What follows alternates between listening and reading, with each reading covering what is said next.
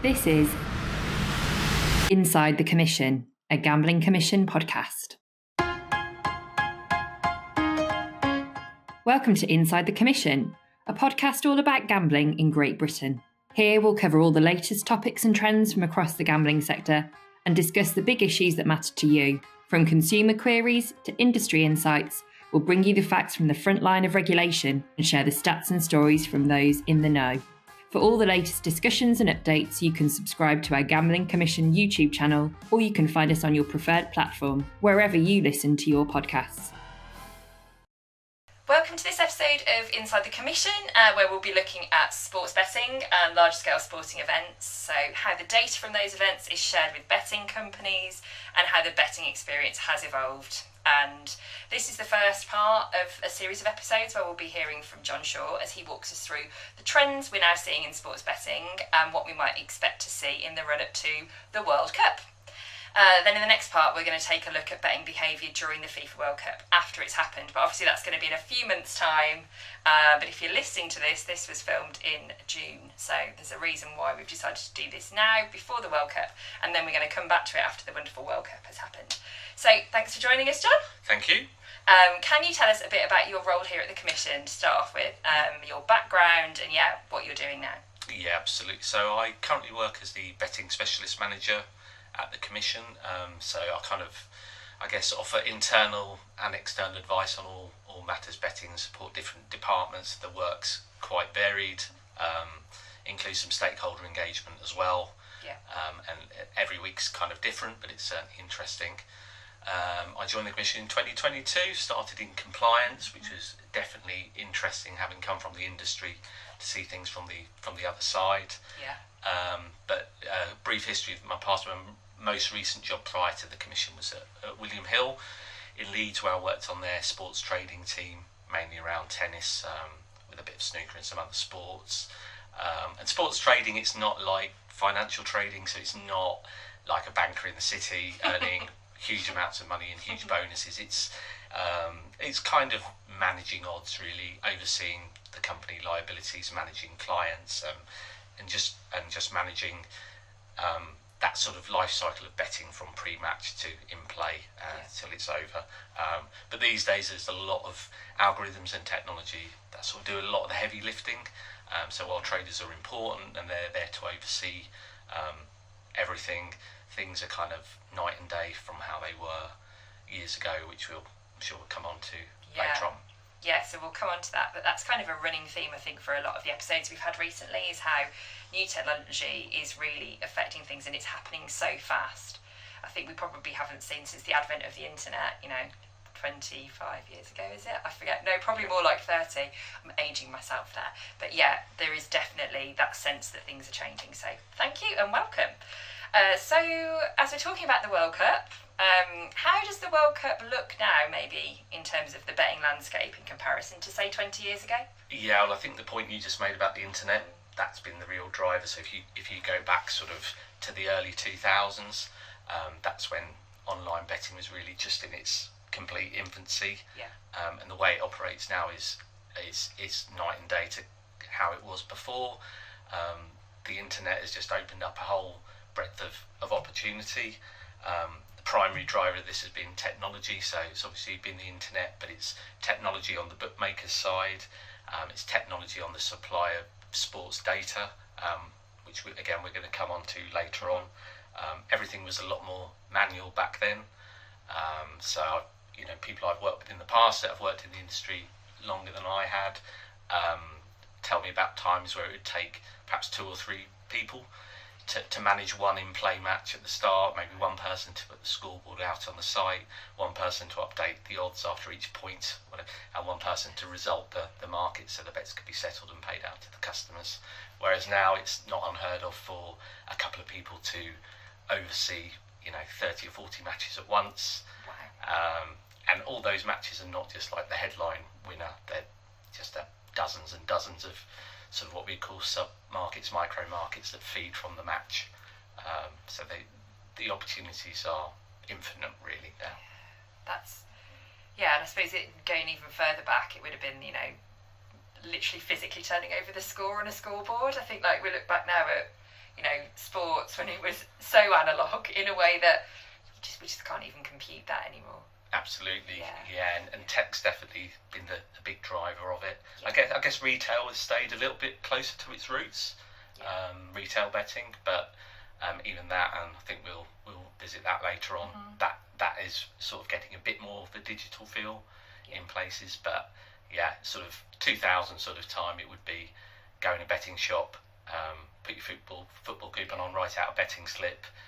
You might have opportunity to do a telephone bet, but where the World Cup is this year, you wouldn't be able to bet on the game at 2 a.m. unless you got your bet on before the closing time of the shop. Yeah, of course. So there's that limitation there, which now with 24/7 online world, that's changed dramatically. So I suppose maybe it would be helpful to just clue us in, maybe for some of us that aren't familiar with the mechanics of what sort of goes on in the background. So how does it all work?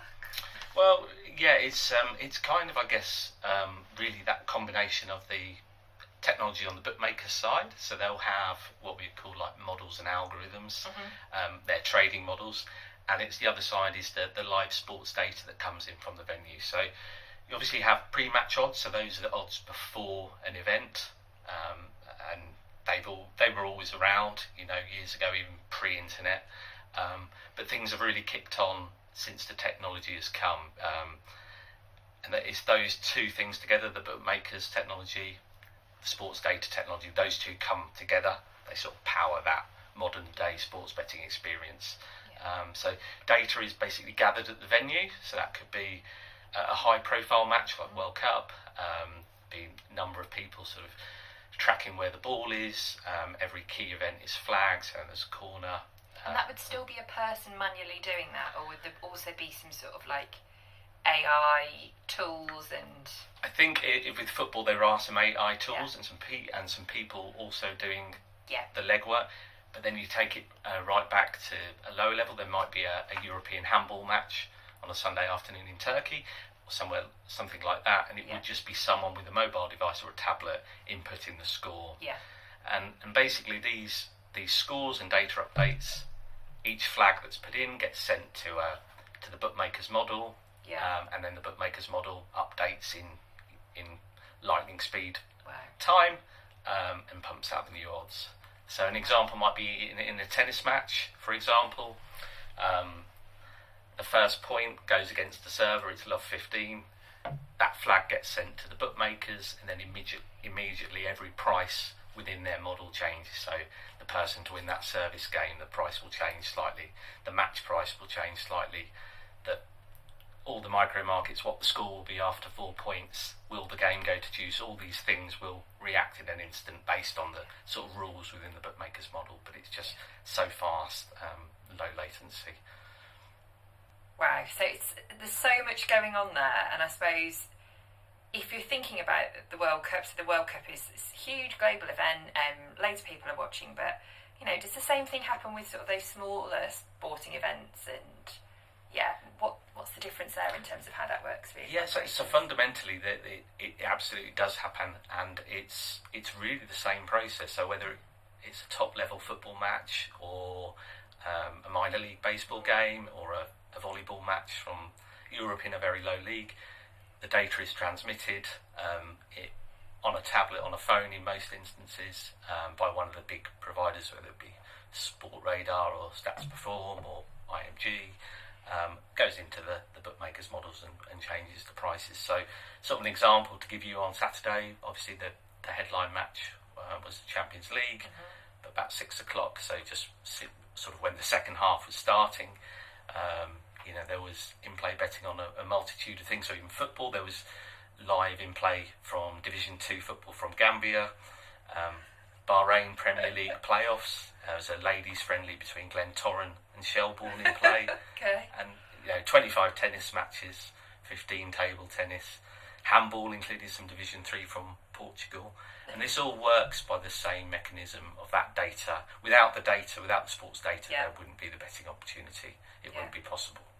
That's so fascinating, and I suppose there's even more there in terms of like regional differences, international differences in terms of what sports are popular to bet on, and what in this country we obviously have the pursuits that people can think about, like the Grand National being a big thing that people are betting on, but I'm sure, I would never think in a million years of betting on Portuguese handball. Sorry to anyone that is a devoted fan of Portuguese handball and any handball players, but yeah, there's so much there, I suppose, that variety that just wouldn't perhaps have been there without that online.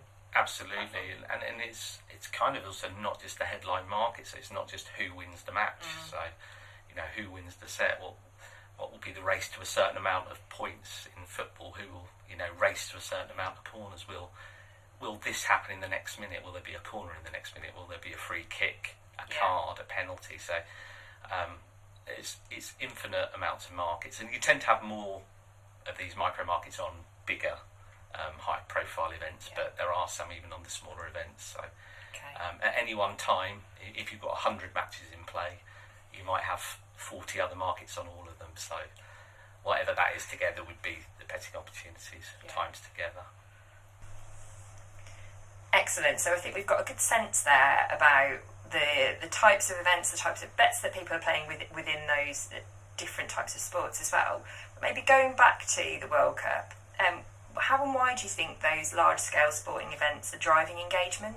And also then an uptake for people actually participating in gambling? Yeah, I think in the case of football, so football is the most popular betting sport for GB customers. Anyway, certainly online. Horse racing is still a big player in retail, so horse racing and football, the dominant products there. But so for a start, I think football is just the most popular sort of sport for betting on.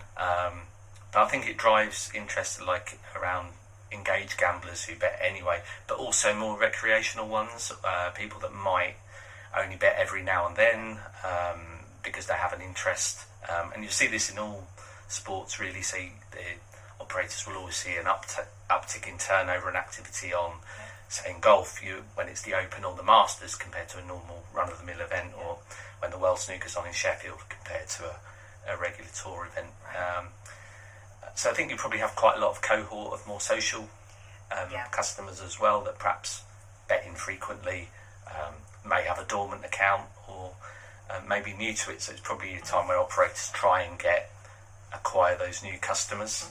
And I'm sure there'll be a lot of offers in the incentives and promotions to try and get them or reignite interest in customers they've had previously that sort of just turn out when it's a big event, like you said earlier, like the Grand National or high profile football events. Yeah, that makes sense as well in terms of then the marketing machine kicks in, doesn't it, for those, either before or afterwards, because there's that sense that people are going to be very, very aware that these events are taking place because it's across the media.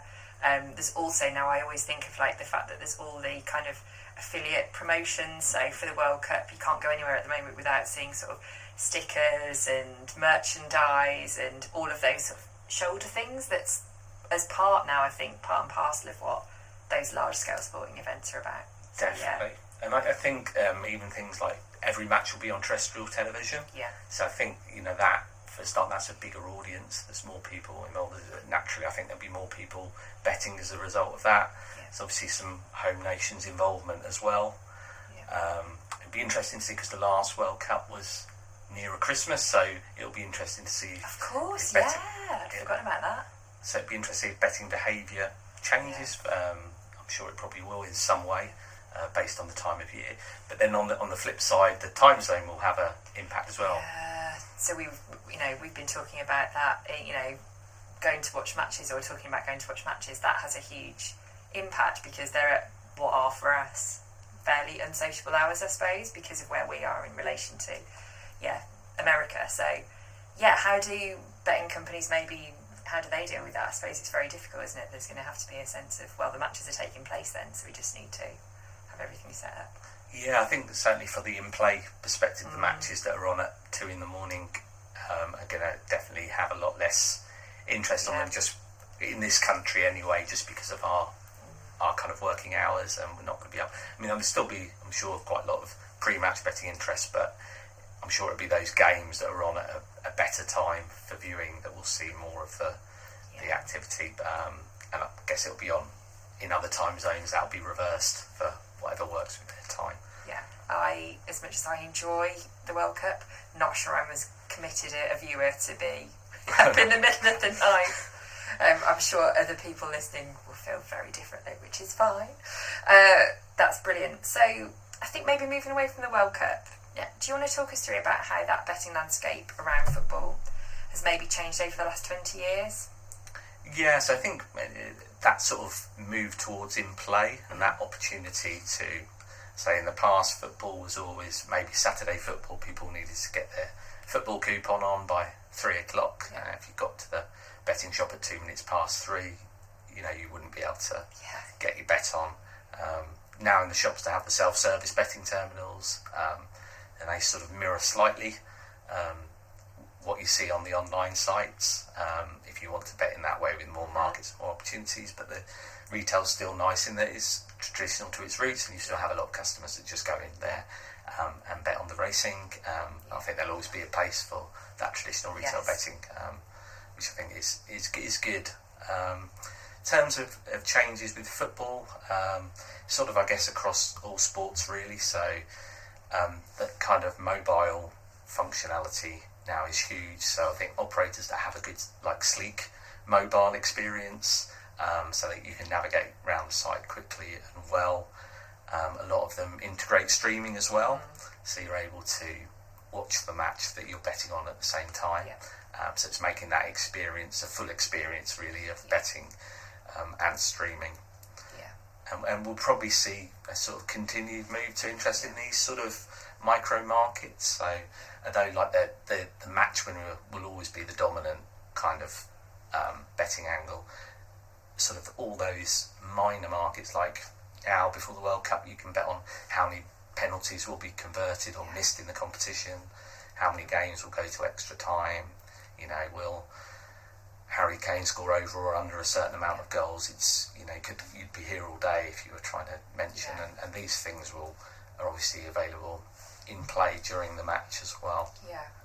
And I suppose would that the same also be the case if you were using those sorts of in-match activities to produce maybe an accumulator bet that had those different nuances? That would be something else that people do a lot more than. Yeah, it's interesting you say that. So there's something called a bet builder that's really taken off in recent years, and that's where you can sort of select a number of outcomes, but just within one match. So rather than your traditional accumulator on 6 or 7 different matches, you could select a number of outcomes just on that match. So it might be there'll be over 8 corners. Kane will have over a certain amount of shots on target. There'll be over X amount of yellow cards, and you can almost make your bespoke bet. So I think that sort of personalisation of betting is definitely built, and there's cash out functionality now where you kind of have the opportunity to end your bet early at any point, and you'll be offered a sort of settlement sum based on how the bet's progressing, and you can choose to take that. So that's another thing that's moved on from, when your bet was on in the betting shop the old days, that was it, you either won or lost at the end. Now you have that little bit of control, whether you want to sort of bought early for some profit or loss, depending on how things are going. And maybe just bringing in, obviously as the regulator, we do have consumers that contact us who are, and feel that an operator has not done right by them, or there's been an issue. And I think definitely the mobile apps and the technology maybe going wrong is something that often comes up as being a thing that consumers then are frustrated with or struggle with. So I think that's the next stage, isn't it? That as the tech needs to be really good, and that those platforms need to be really good, otherwise people are not going to enjoy them and want to continue doing them. So we've talked about the World Cup, we've talked about football. What about other sports? So I don't know, I'll pick a sport that I enjoy. Cricket. Is cricket a bit different when it comes to these sorts of betting behaviours and what those operators are doing? Yeah, so cricket for certain things, so like 2020 or the one-day match, it's kind of got a defined set of overs. The models probably work quite well for that, but I think something like Test match cricket needs more human oversight because it's a different sort of game, so there's a lot of variables at play. So like the pitches can change over time. You've got the weather. and it's trying to build all that stuff in. It doesn't run quite as neatly on a model. It's not, yes, you've got 5 days, but you haven't got a certain amount of overs. It needs that human to say, are this team going to go for it and try and win, or are they just playing for a draw? Is there going to be a 2-hour rain delay on the 5th day morning, or is the weather looking okay? So it needs quite a lot more oversight, and I think the same, one of the sports I enjoy, snooker, is quite similar. So you can have a situation in snooker where someone's 50 points ahead, they miss, say O'Sullivan comes to the table, and if all the reds are open, the colours are on their spots, he's probably favourite to win the frame, even though he's 50 points behind. But another situation, you can be 50 points ahead, and colours and reds are on cushions, and a 50-point lead is absolutely huge, and he's certainly not the favourite to win. And again, at the moment, a computer model or sports data that's just put in saying what the score is can't convert that into probability. So there are some sports where more human oversight is needed. I think probably the same with golf. I wouldn't be sure, just because again, I don't know, when someone goes in a bunker, it's probably not, sometimes it's easier than hard, but I'm not a golf expert. But I think it's another sport that it doesn't. Sports that work on time, so like a basketball match, it's a certain amount of time, someone's a certain amount of points ahead from their kind of pre-match price. The model will calculate what their chances are. When the possession changes to the other team, it'll move again because it's sort of end to end. But so certain sports lend themselves more to sort of automation, and some sports again have a bit more human reflection. Those complexities of what is, I would say, because I like cricket, but what makes it such a great sport is because it's so quirky. But those quirks, and the same with golf, like you said, if it goes in a bunker, well, mapping that out in terms of like the data is quite challenging, and the physical geography of the golf course itself as well, I suppose. There's so many things that just make it more difficult to calculate. Definitely. I mean, they have good feeds, I think, with like the shot tracker telling them where the ball is, how far it's gone. But you're right, it almost needs an expert in those situations with a good knowledge just to have that human intervention as well. Just thinking as well, how does like VAR and those types of sort of interventions affect some of this? Could you place a bet against sort of, or a decision being corrected by VAR? Or typically what happens, so when something like VAR, so the betting will usually suspend. So again, it's a flag that's sent from the operator. So it might be when there's a bad challenge and they think there might be a red card, they'll suspend the market. When there's a VAR check, they'll suspend the market, and say if a penalty is awarded, the market will go back out, building in that probability that the penalty is likely to go in, and then it'll update again straight after.